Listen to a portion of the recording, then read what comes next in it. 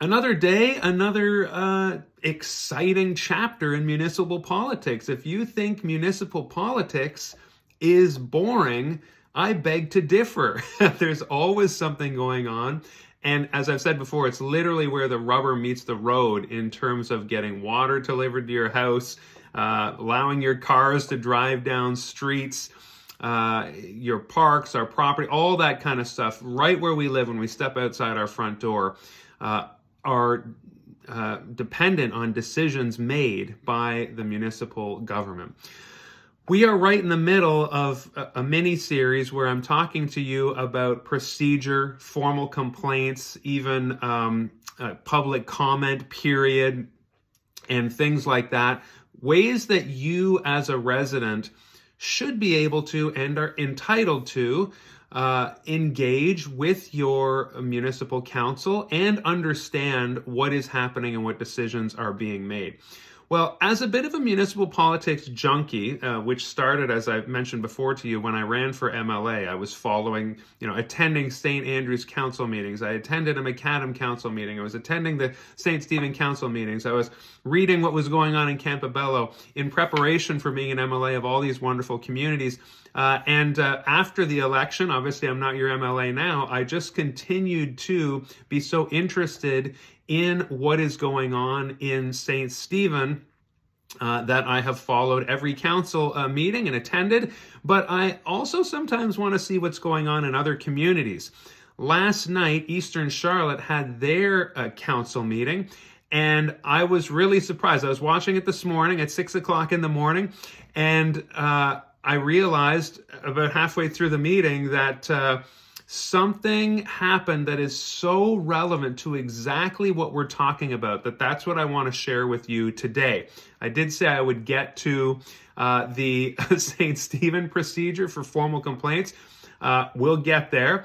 But these case studies, yesterday I talked about what happened in St. John, and today I want to talk to you about what happened in Eastern Charlotte. Now, you can go to the CHCO page and watch the full meeting, but here's the rundown. Basically, what we saw last night in Eastern Charlotte was a formal complaint process being carried out, and the remarks in that formal complaint process actually highlight a couple things about mayor and council that I have been saying in previous videos, but I think are good to reiterate. And as somebody who's running for mayor, it is really good to really keep in mind, keep at the fore. Now, I do want to say before I describe to you what happened, I am not advocating or taking sides here. I don't know the personalities involved. I only know what I saw from the meeting. And it'll be clear that much like the St. John situation, this is not resolved by any means coming out of that meeting. So I am just describing what I saw as a non-resident observer of this meeting. But you and I, as residents, members of the public, and as I've said before, I've been trying to figure out what the process is as a resident for formal complaints or public comment period. This kind of information, depending on the municipality, is very available or difficult to find, etc. So let me talk first about what I saw last night. The meeting was going on as usual, but then there came to a point in the agenda, and it was on the agenda, where it was time for a complainant, someone who had lodged a formal complaint against the mayor, to speak, to read their letter of formal complaint that they brought. Now, it surprised me because I was kind of thinking, okay, well, let's see who comes to the lectern, but it was actually a councillor, Councillor Lisa McKay, who began to read a letter of complaint against the mayor, John Craig. And really, her complaint centered around a few things, but two major things. First of all, she took issue with the fact that the mayor took a trip to Ottawa as the mayor of Eastern Charlotte and did not consult council about that trip at all. The mayor just kind of went on the trip. Now, no expenses were charged to to Eastern Charlotte, to the municipality, and that came up in the mayor's statements of defense, you could say. But initially, Lisa McKay presented that as she just kind of said she believes that the violation here is the open and transparency, and that came up in St. John as well. This is obviously able to be interpreted in many ways and in many realms. But it looks to me like councils and members of council, mayor, deputy mayor, always need to be erring on the side of over transparency and over openness to stay out of this kind of hot water of complaints and the difficulty, the money that is expended when the complaint process, the time, the money, the resources, the energy of council and staff when a formal complaint happens. So that was her, Councillor McKay's first complaint, was that a trip was taken and council was not consulted at all. And then the second issue was that a letter came across the mayor's desk, she said. Again, I don't know the details, just judging from the letter that she read. And it was in support of local industry. She mentioned that it was by Irving, and the mayor signed it and passed it along without having consulted council about him putting his signature on that letter. And then there was a third complaint about some comments that he made that seemed unprofessional in an earlier meeting towards Councillor McKay. So this, again, you're seeing Eastern Charlotte's process. I talked yesterday about the importance of process so that we're not arguing about process when we do have a complaint. We can focus on the issue at hand rather than how to resolve it. The way it's going to be resolved and decisions and consequences, that's what the focus, the energy of focus should be upon. So then, after Councillor McKay read her letter, we're talking here about procedure in Eastern Charlotte and how important that is, then the deputy mayor is kind of in the position here, because this was lodged against the mayor, the deputy mayor is chairing this portion of the meeting. The mayor stepped back, and now was his turn to respond. Now, he made statements about how he does lots of trips around the province, speaks, and does not ask council for their permission or their input or that kind of thing. So he felt that going to a different province in concurrence with other representatives did not warrant consulting the council about that. That was his defense, and he didn't seem to think or know that he needed to do that. The other matter about the letter that he signed, he seemed to state that many mayors gave that consent. It was kind of a no-brainer. He just put his signature on it and moved it along because he believed that standing up for industry and advocating for industry in his jurisdiction was a matter of fact and a matter of course, and so he just signed it and moved it along.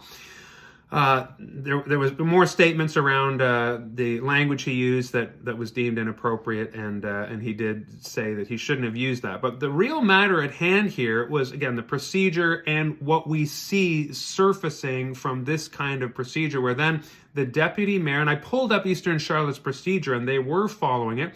The deputy mayor invited the mayor to leave the room as a conflict of interest. That's in the Code of Conduct and Procedure.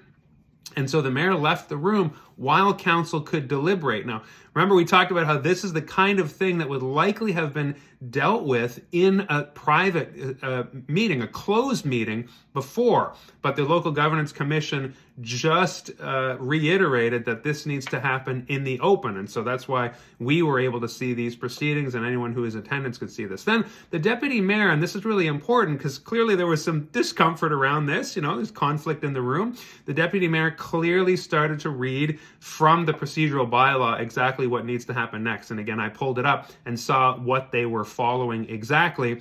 And then the council was allowed to deliberate. Councillor McKay put a motion on the table. There were other councillors asking about the procedure. Ultimately, again, this is happening without the mayor present. The deputy mayor is chairing this.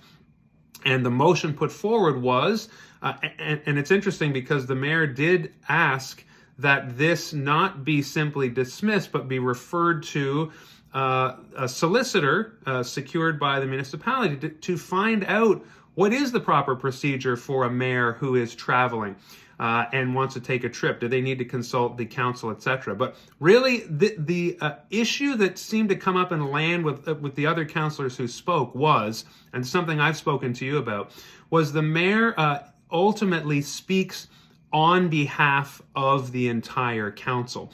And so what council wanted, there is no I. I've mentioned this before, right? There's no I in council. If I'm your mayor and I get, I'm out and about and you see me at the grocery store and you tell me a problem and I say, well, I'm going to do something about that. There is no I. The mayor cannot function independently of the council as a concept. Again, I'm not saying that Councillor McKay or Mayor John Craig are right or wrong here, but this is what's at issue.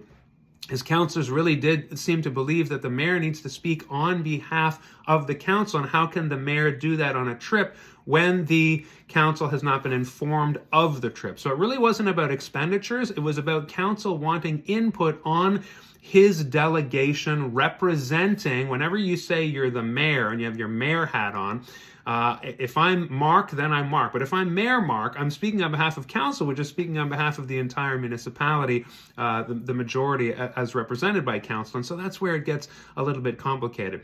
And then, of course, the signing of the letter is similar. It seemed like a no-brainer. It seemed like a good thing, but council felt like they should be consulted about a letter of support and that the mayor should not unilaterally sign on council's behalf without council having input. And so it seems that the decision, the motion that was put forward that the mayor actually suggested he would like to see is that this does go to a solicitor, a lawyer, and further investigation be conducted in order to iron out proper procedure around trips and around signing letters and things like that. And so this is not a closed case.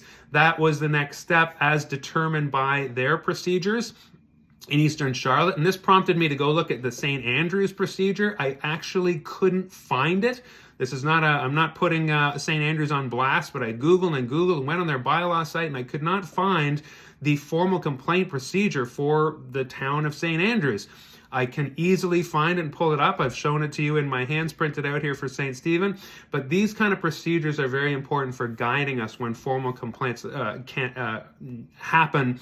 And then we can follow them exactly as we saw the deputy mayor yesterday in Eastern Charlotte reading those out. So this is really relevant to all of us in terms of how we are represented. I found it fascinating as someone who hopes to be your mayor representing you, and just that reminder that council can see it, even though it's a no-brainer. I'm going on a trip to represent our community and speak, and I'm signing a letter that, of course, is.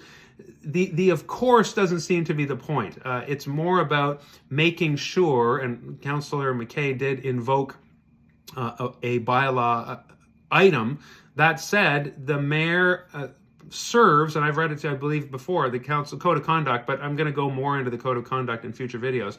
The mayor really does serve on behalf of and at the pleasure of council. It's very symbiotic that way. There is no mayor without council. There's and they work together, coming to mutual agreements on your behalf, and it's really important to always remember. That's good. It's been a few days. I had to break this out. The way decisions are made. We've got your council decision makers up here, led by the mayor, but also under the mayor, and then the CAO under that, managing the town staff. All right, that's enough for today. Tomorrow I will get into more about St. Stephen's procedure so that you can know what that is in terms of formal complaints, unless something else happens between now and then. Who knows? There's a lot going on, and I'm trying to bring you really relevant things to our community. BuildUpStStephen.ca is where you can see my commitments, my priorities, my plan as your mayor. And part of that is to lead a council team that you can trust, and a lot of building up and rebuilding that trust that it seems like a lot of members have lost in their council here is that openness and transparency, which, as we're learning, is always good to err on the side of too much openness and transparency. It's inconvenient, maybe. It's not the most expedient route, but that is how all residents can feel included and understand what's going on. Thanks, friends. Happy Friday, and I will see you tomorrow, Saturday, for more stuff going on. Have a good one.